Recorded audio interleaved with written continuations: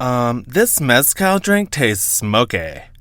It's called Smoke on the Water. Says it has a smoky flavor profile. Oh. Can I get something with vodka but not too sweet instead? It's on my tab. Becky. Oh, is it the card with the Disney characters on it? How'd you know? Wild guess.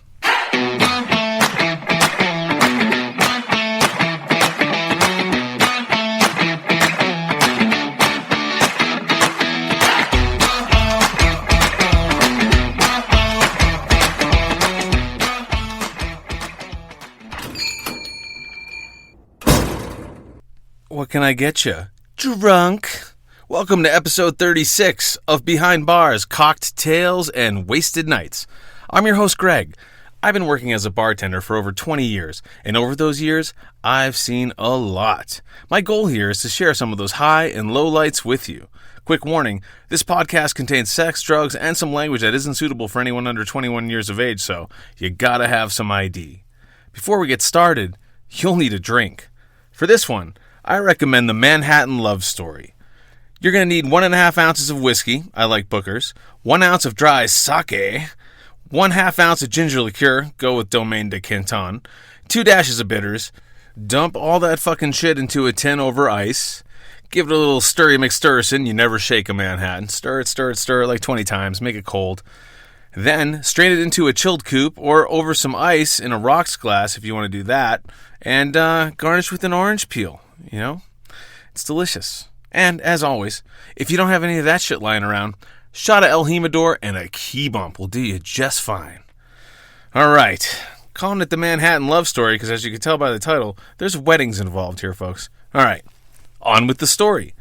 As I've said before, holidays are typically a no-fly zone for bartenders, as most bars need all hands on deck. Thanksgiving, Christmas, New Year's, and so you miss a lot of family benchmarks, especially if you live 2,000 or 3,000 miles away. However, when something like a wedding pops up, I immediately get on Expedia. Now, I hadn't been home in 8 years when I found out my little bro was tying the knot.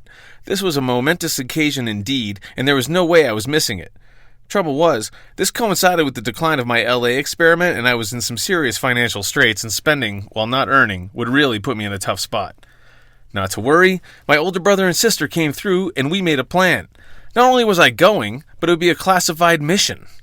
Definitely couldn't tell my mom, because if you want any secret leaked, you tell her.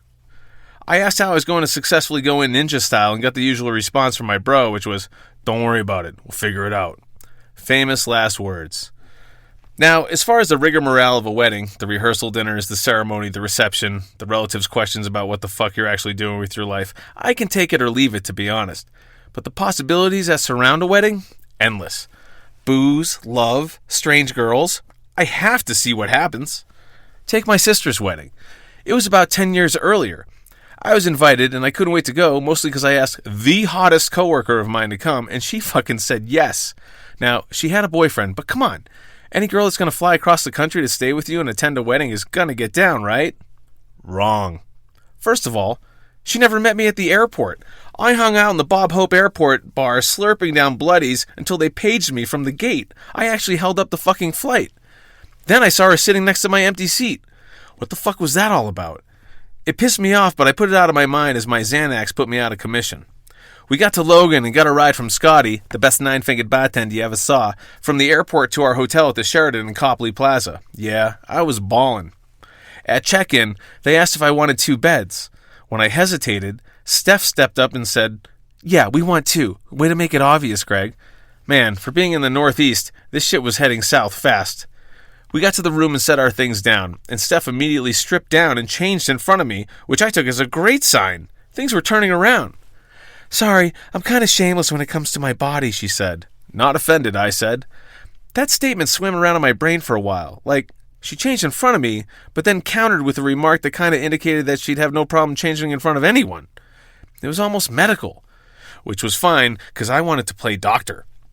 We both got situated and met up with Scotty and Jesse the Manimal and hit some clubs and got drunk and dropped a shit ton of Molly. She danced and I watched her turn down dudes from the couches we were lounging on. She was a fucking magnet. Steph was hot. BFTs, big fake tits, and looked like Brooke Burke from that E! Show back in the day, like a Hawaiian hottie let loose on Boston. They didn't know what hit them. Anyways, Watching her reject them was a good sign, I thought. I was searching for any crumb of hope for getting it on that I could find. Cut to us back at our hotel room, rolling face. I was trying to steer things to a sexy place, but all she responded with was how bad she wanted a fucking candy bar. Being the chivalrous guy I am, I headed down to the front desk to score a Snickers for $8 when a tall dude in drag sidled up next to me, mascara running. Fun night, I asked. My fucking friends made me and a bunch of new guys dress up and go out like this. I'm fucking hammered, he said. The front desk agent returned with my Snickers, and I was about to head back up when I heard him say, "Hi, I'm kind of drunk and I can't remember my room number." "What's the name?" she asked. "Josh Hancock," he said. I stopped in my tracks and wheeled around. "Wait," I said. "Are your friends the Red Sox?" "Yeah, they make all the rookies do this."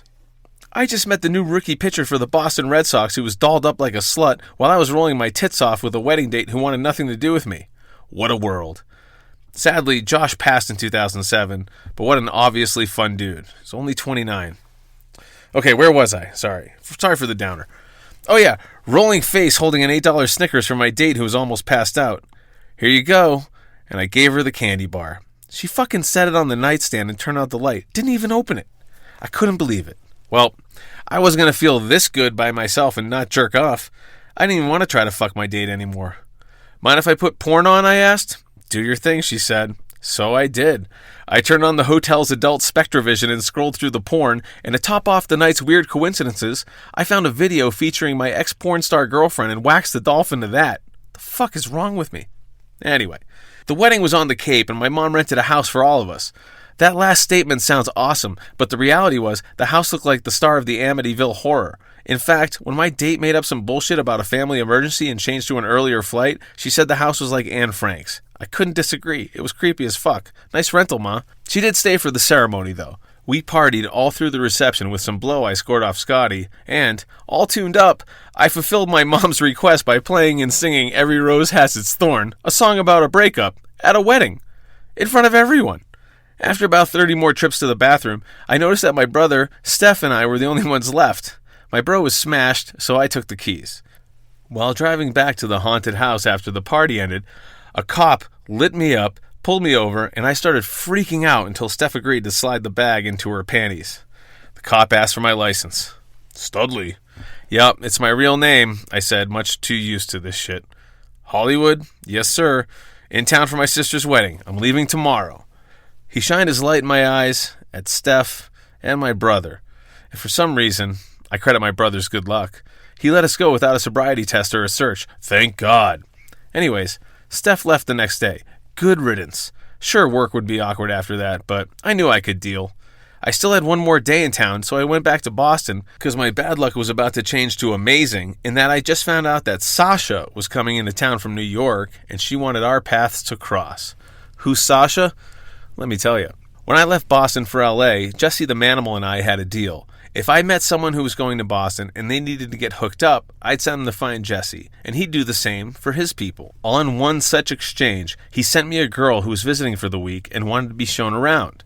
There was an instant lack of attraction of any kind, but I honored my deal with Jessie and showed her around town, got her blow, and pretty drunk. While kind of bummed about the attraction situation, we were entering the Monday Night Viper room to see Metal Shop Thunderdome when she dropped the news that her friend Sasha was coming from New York. I'll just cut to the chase. Sasha was a fucking babe. Holy shit. Black hair, blue eyes, great body, clad in skin-tight black leather pants and a snakeskin top. She wanted to dress in a proper 80s cock rock motif and was crushing it. So, Frumpy McNuggets, Sasha, Matt, my roommate, and writing partner, and I all headed to the Viper Room. As per usual, Metal Shop crushed, and we stumbled into our cab and headed home. Next thing we knew, Sasha and Frumpy McNuggets started making out on our couch. Matt and I looked at each other, shrugged, and got in on it. He started making out with both of them, I started kissing Sasha, and things started escalating. I wanted to be completely ready, so I secreted a Blue Diamond Phillips into my belly with a Jack Daniels chaser. I slid Sasha's pants off as Frumpy McNuggets took her shirt off. This is how hot Sasha was. A potential foursome was going down, and all the attention was on Sasha. I undid my belt and unbuttoned my pants when suddenly Sasha stopped all the action. I can't do this, Sasha said. I'm sorry, did I cross a line there, I asked, wondering how I took it too far. No, you're fine. I have a boyfriend and this is wrong. What a lucky man, I thought. I need to go. I should go, she said. I'll walk you down, I said. By this time, Matt and Frumpy McNuggets retired to his room, so it was just Sasha and I. As we approached the elevator, I had to take one last shot at the title. Look, I'm pretty sure that was overwhelming in there, I said. We were all caught up in the moment, but I need to be completely honest with you. Sure, she said. What's up? Well, I thought stuff was going to go down, so I kind of popped a Viagra, and I'd hate to waste it.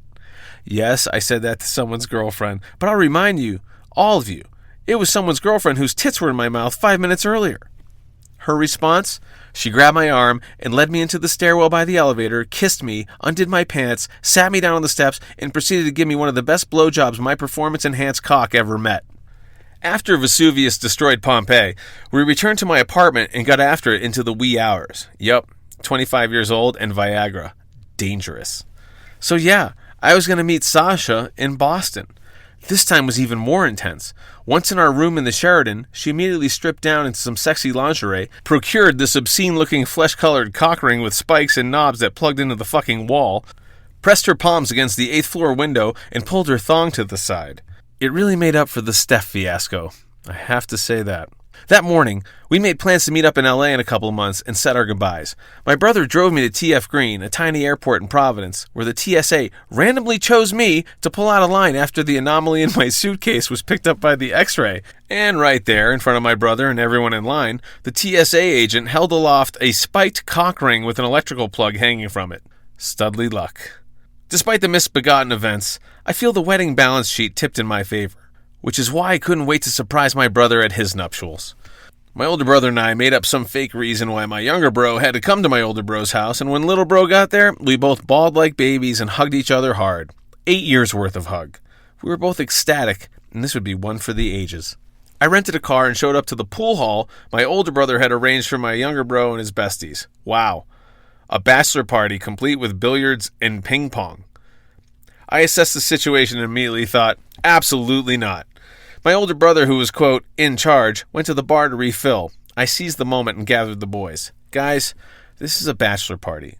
Who wants to see naked girls dancing on poles? Now, these friends of my little brothers were all kids who grew up admiring my friends and I as we were 4 years older, and that admiration was still there. I was the cool kid in the room. Besides, naked chicks. No brainer. We broke the news to my older brother, who got pissed. He wanted to keep it under control, but then I showed up and fucked up his Ned Flanders party. We get to the ballet, and I immediately find the girl who's clearly high and set aside a 3-song lap dance. See, when you need a score in an unfamiliar town, the strip joint is the place to go. You let the force direct you to the right one, build a rapport while she's grinding on you, then ask. She's going to tax it, but that's to be expected. I came out to find my brother on the stage getting spanked and double lap danced, and one of his married friends missing because he'd fallen in love with a dancer who really liked him. And he was easily 8 songs deep in a private booth. I had the 8-ball, and my brother was now in his boxers when another bachelor party goer had slid out of his chair. So, it was time to go. The next morning, it was time to get married. Got to the venue, and it was beautiful. And what can I tell you? It was a wedding. You know, the bullshit before the reception. So, at the reception, I'm eating shrimp cocktail and drinking champagne, looking around, wondering at what nosy relative's table I'm going to be stuck. And that's when she walked in. Gorgeous. Dressed kind of slutty, but a total knockout. I watched her walk by me in her slinky black dress, and my new sister-in-law saw me do that. Hey, Greg, she said. I looked over to her, and she pointed to the girl, pointed to me, and mimicked that blowjob motion where you press your tongue against the inside of your cheek. Yeah, right, I said. That chick is hot as fuck. No way I'm pulling that. That's when my sister-in-law's cousin chimed in. No, seriously, you should go for that. She's kind of a slut. Wow, that's nice, you two. Jesus. What? She's my friend. I can say that, my sister-in-law said. Yeah, seriously, she's kind of easy, the cousin said. Guys, here's the thing. I never slut-shame, because I'm grateful hot girls like that do the right thing and share that hotness with others. I think, if anything, prude-shaming should be a thing, but I digress. After a few more comments from my horny married uncles on the babe in the black dress, the doors of the banquet hall opened and we were herded in. Obviously, since it was a surprise that I was coming, there wasn't a place setting for me, so I couldn't find where I was sitting. That's when my older brother came up to me and said, "You can thank me later." "Oh yeah? Why is that?" I asked. "'Cause you're her +1, he said.